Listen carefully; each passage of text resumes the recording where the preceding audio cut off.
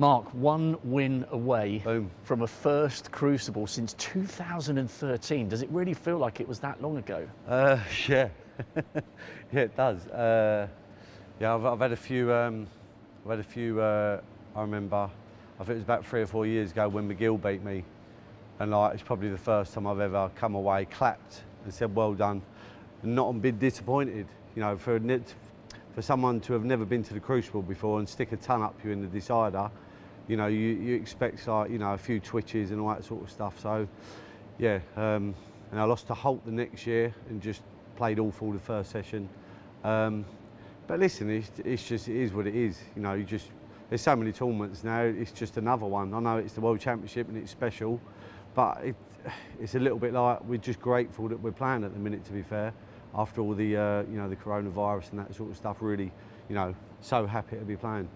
On paper, it was quite a mouth-watering match between you and Ken, but it has been a really difficult season for the former world champion.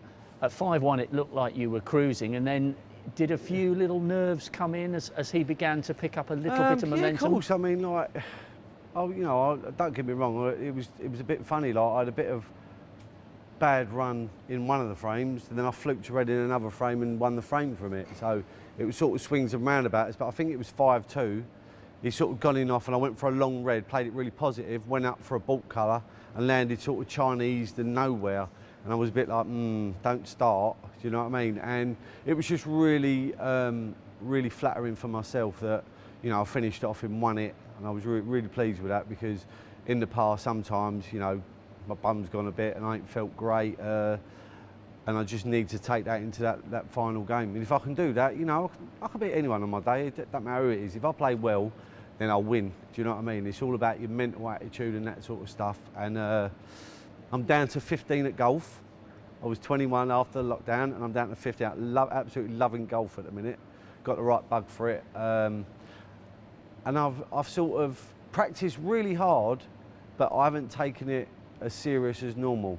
I've sort of gone in, done my snooker, and then gone golf in the afternoon and try to come in with a bit of a fresher and not, you know, so, oh my God, it's the World Championships and I've got to win. And, you know, listen, I want to win more than anything, but I'm trying to come into it a little bit more fresher and a little bit more enjoying it. And, you know, ain't the be all and end all, you know, with the world that's going on at the minute.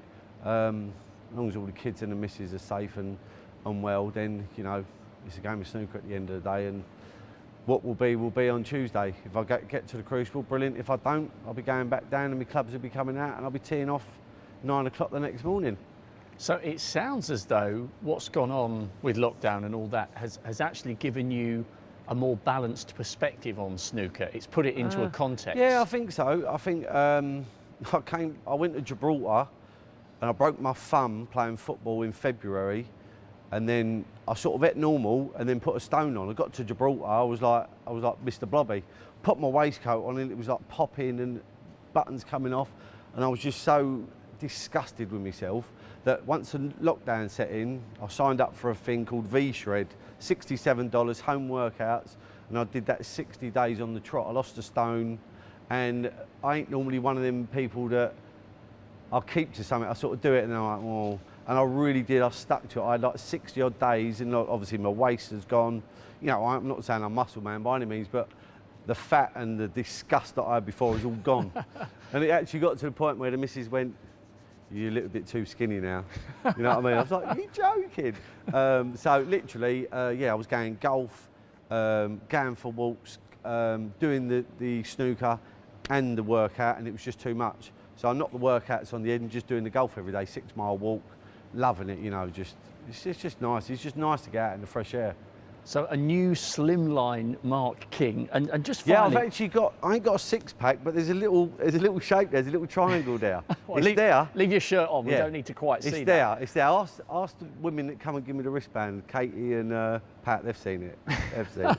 And just finally, for people who are maybe new to snooker and they don't really get the history and the prestige of the Crucible, explain what that irresistible appeal is, even though you've been there before and it would be nothing new. Yeah, there's something so special about the Crucible, isn't there? It's one of them places where you can't get the same atmosphere anywhere else on the planet, because I could literally sit in my seat and put my arm up and I could touch the person in the front row. You know, you hear whispers, sweet rappers, you know, just people chattering, and it's just so enclosed, and you know, for a lot of people it's a real horrible place to play, because if you don't start well and you play someone that's got experience there that loves it, mate, you are in big trouble.